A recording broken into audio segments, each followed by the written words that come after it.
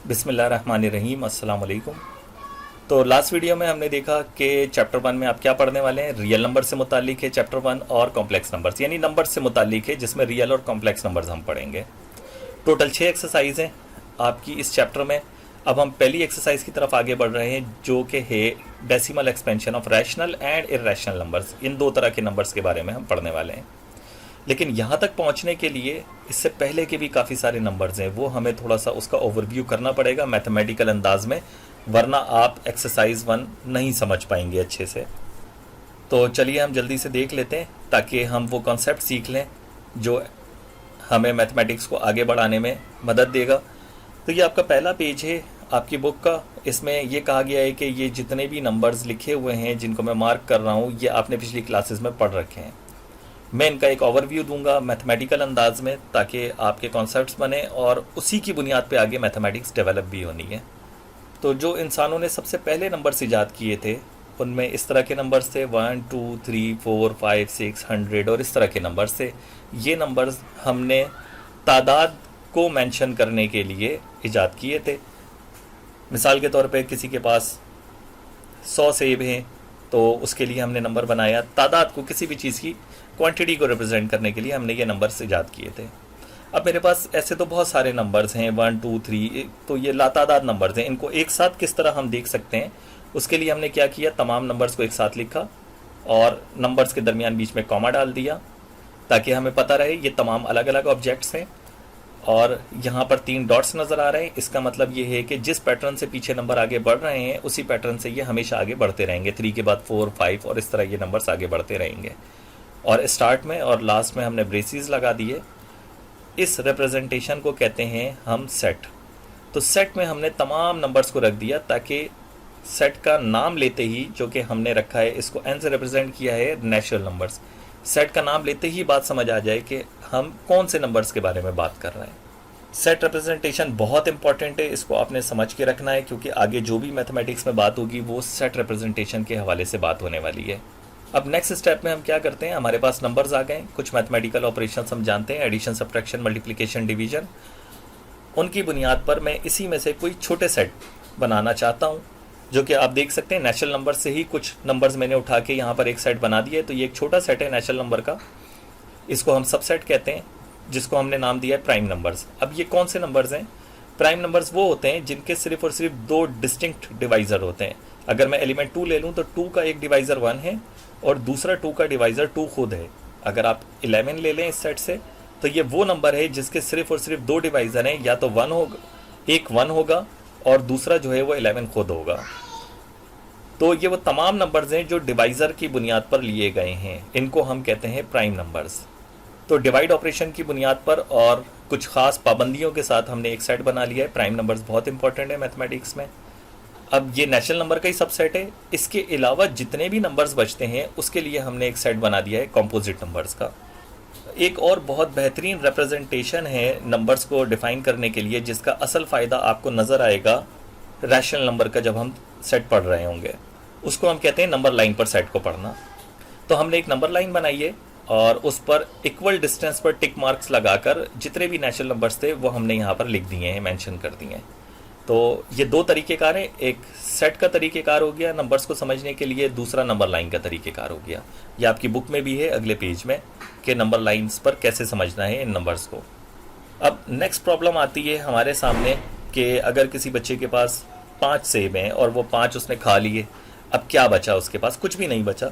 इस कुछ भी नहीं को रिप्रेजेंट करने के लिए हमारे पास अभी तक नंबर नहीं है, तो उसके लिए हमने एक और सिंबल ईजाद किया जिसको हम ज़ीरो कहते हैं, जो कि कुछ भी नहीं को रिप्रेजेंट करता है।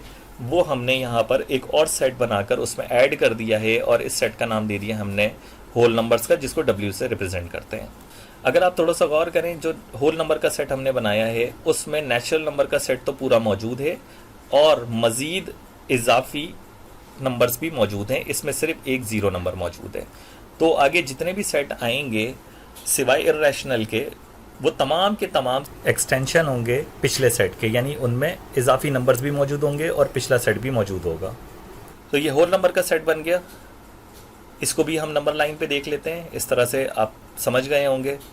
नेक्स्ट हमारे पास जो प्रॉब्लम आती है इंसानों को वो ये आती है कि हम कुछ ऐसी सिचुएशन में भी आ जाते हैं, जैसे मिसाल के तौर पर आपको कारोबार में 1000 रुपये का नुकसान हो गया, या आपने किसी से 100 रुपये उधार लिए। तो ये नुकसान को, खसारे को या उधार को किस तरह से हम मेंशन करेंगे, उसके लिए हमारे पास कोई नंबर नहीं है। तो इस तरह की चीज़ों को रिप्रेजेंट करने के लिए भी हमें नंबर चाहिए थे, तो उसके लिए हमने नए नंबर्स इजाद करने। अब नए नंबर, हम नए सिंबल इजाद नहीं करना चाहते, नई शक्लें इजाद नहीं करना चाहते। अगर आप पुराने नंबर भी देखेंगे तो उसमें हमने सिर्फ और सिर्फ 10 सिंबल्स इजाद किए हैं, 0 से लेकर 9 तक। अगर 9 के बाद किसी चीज़ की तादाद को मेंशन करना है तो इन्हीं शक्लों को, इन्हीं सिंबल्स को लेकर हमने अगला नंबर बना दिया 10, और इन्हीं को इस्तेमाल करके हमने एक तरीक़ेकार बना दिया कि डिजिट्स बढ़ाते जाएं, और उस उसूल पर हमने मज़ीद नंबर्स इजाद कर लिए सिर्फ 10 सिंबल्स की बुनियाद पर। अगर हम इसी तरह सिंबल्स बढ़ाते रहेंगे तो चीज़ों को समझना और ज़्यादा मुश्किल होता रहेगा। हम सिंबल्स नहीं बढ़ाना चाहते और हम इस बात को भी, अपने मसले को भी हल करना चाहते हैं। तो हमने खसारे को मेंशन करने के लिए यही सिंबल्स रखे हैं और सिर्फ उनके साथ नेगेटिव साइन लगा दिया। इसको आपने सब्ट्रैक्शन नहीं समझना है, ये सब्ट्रैक्शन नहीं है बल्कि ये माइनस सिंबल हमने इजाद किया, और जब ये इसको हमने 1 के साथ एसोसिएट किया है किसी भी नंबर के साथ, तो ये -1, -2, -3 इस तरह से कहलाएगा ये। तो सेम सिंबल्स के साथ हमने सिर्फ और सिर्फ ये माइनस का साइन ऐड कर दिया, जिसको हम नेगेटिव कहेंगे, जिसमें ये हमें पता लगेगा कि 2 रुपये का नुकसान हुआ है या 2 रुपये उधार लिए गए हैं। अब अगर आप इधर गौर करें तो इस सेट में नेचुरल नंबर का सेट भी मौजूद है, इस सेट में होल नंबर का सेट भी मौजूद है, और ये एडिशनल नंबर्स भी मौजूद हैं। तो ये हर आने वाला सेट हम इस तरह कहेंगे कि एक्सटेंशन है, हमने मज़ीद इजाफा किया है पिछले सेट्स के अंदर नंबर्स का। तो इसमें तमाम नेगेटिव नंबर्स भी आ गए, पॉजिटिव नंबर्स भी आ गए, और 0 भी शामिल हो गया। इस तरह के सेट को हमने नाम दिया है इंटीजर्स का, जिसको हम Z से रिप्रेजेंट करते हैं। इसका मकसद ये है Z से रिप्रेजेंट करने का कि एक जर्मन वर्ड है जिसका मतलब है ज़ाहलिन, और जर्मन में इस ज़ाहलिन को नंबर्स ही कहते हैं। तो आपको Z से परेशानी नहीं होनी चाहिए, ताकि आपको याद रहे कि हमने इंटीजर्स को Z से क्यों रिप्रेजेंट किया है, जबकि इसका नाम जो है वो इंटीजर है।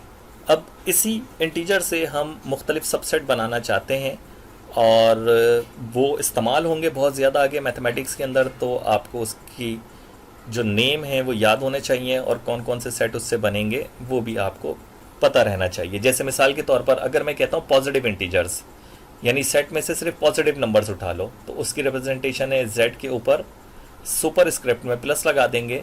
तो जब भी कहा जाएगा पॉजिटिव इंटीजर्स का, तो आप समझ जाएंगे कि ये पॉजिटिव नंबर्स लिए गए हैं। अगर आप थोड़ा सा गौर करें तो ये जो पॉजिटिव इंटीजर है ये एग्जैक्टली नेचुरल नंबर का सेट है। बिल्कुल, आप कुछ भी कह सकते हैं, नेचुरल नंबर भी कह सकते हैं, पॉजिटिव इंटीजर भी कह सकते हैं।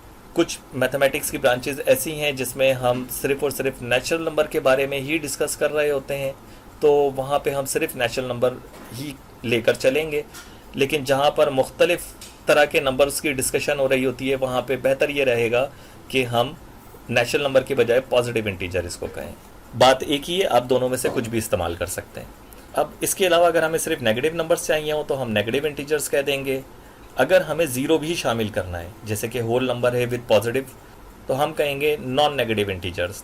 नॉन नेगेटिव मतलब नेगेटिव ना हो, वो इंटीजर्स जो नेगेटिव ना हो। तो देख लें उसमें 0 भी शामिल हो जाएगा, सिर्फ हमने नेगेटिव को हटाना है। इसी तरह से नॉन पॉजिटिव इंटीजर्स हो जाएगा। तो ये कुछ सबसेट हमने इंटीजर्स के नाम के साथ ही हमने मुख्तलिफ सबसेट्स बना लिए हैं, जिनको आगे हमने इस्तेमाल भी करना होगा मैथमेटिक्स के अंदर। इसके हवाले से काफ़ी डिस्कशन होगी। इसके बाद हम कुछ प्रॉपर्टी की बुनियाद पर सबसेट बनाना चाहते हैं, जैसे हमने प्राइम और कंपोजिट नंबर्स बनाए थे।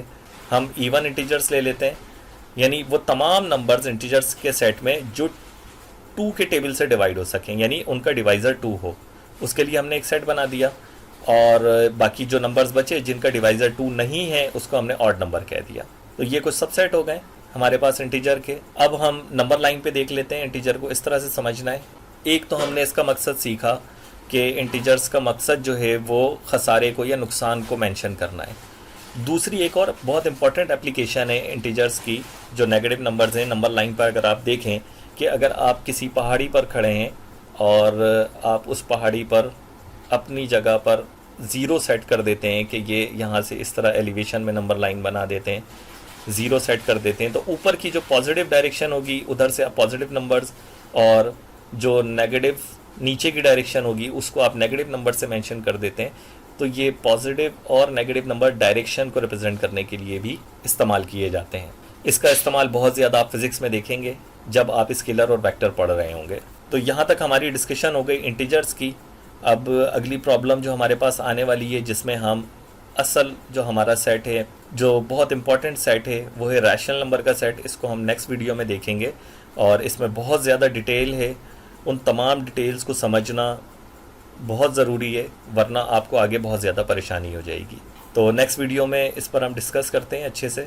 अगर आपको कोई कन्फ्यूजन है तो आप कमेंट बॉक्स में पूछ सकते हैं, मैं आपको आंसर कर दूंगा।